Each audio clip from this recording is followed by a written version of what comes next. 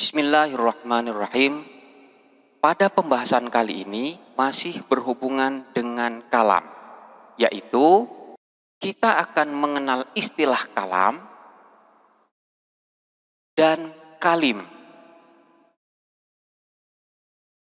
Kalam dan kalim ini ada sedikit perbedaan.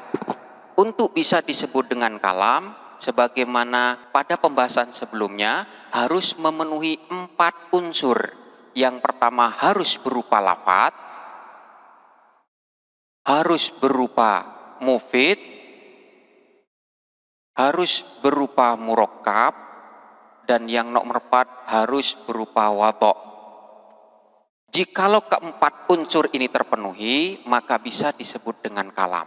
Akan tetapi, untuk kalim ini tidak harus memenuhi 4 unsur. Sekalipun dia tidak mufid, dia masih bisa disebut dengan kalim. Syaratnya hanya satu, yaitu apabila pada susunan kalimat sudah terdapat kalimat isim, sudah terdapat kalimat fiil, ataupun sudah terdapat kalimat huruf. Jadi apabila dalam satu susunan ada isim, ada fiil, ada huruf, sekalipun tidak mufid, maka dia sudah bisa disebut dengan kalim. Kita ambil contoh seperti lafadz in ja'a zaidun. In di sini adalah kalimat huruf, ja'a kalimat fiil, sementara zaid kalimat isim. Ini sudah terdapat ketiga kalimat, sudah berkumpul jadi satu, maka ini sudah bisa disebut dengan kalim. Sekalipun lafadz in ja'a zaidun ini masih belum bisa disebut dengan kalam, masih belum bisa. Kenapa? Karena masih belum memenuhi satu unsur, yaitu mufid. Jadi kalim harus ketiga-tiganya ini ada. Sekalipun sudah mufid, tetapi ada salah satu yang tidak ada, kita ambil contoh seperti lafadz ja'a zaidun. Ini sudah lafadz, sudah mufid, sudah murakkab, sudah wadho', tetapi ini masih belum bisa disebut dengan kalim. Kenapa? Karena di sini ada satu yang masih belum ada, yaitu kalimat huruf tidak ada.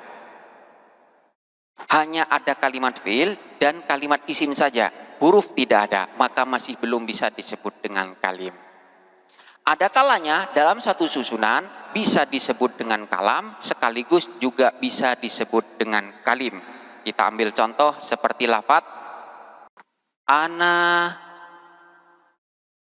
adhabu ilas suq.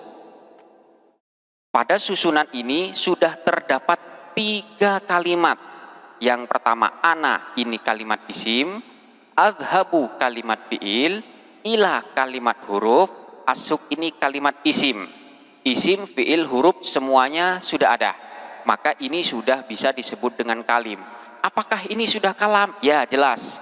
Saya pergi ke pasar, ini sudah lafadz, sudah ada suara, sudah mengandung sebagian dari huruf hijaiyah, sudah mufid karena kata-kata ini sudah dapat difahami dan tidak menimbulkan pertanyaan lagi.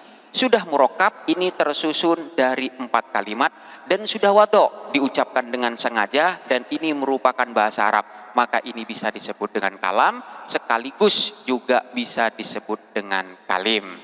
Jadi ini adalah perbedaan daripada kalam dan kalim.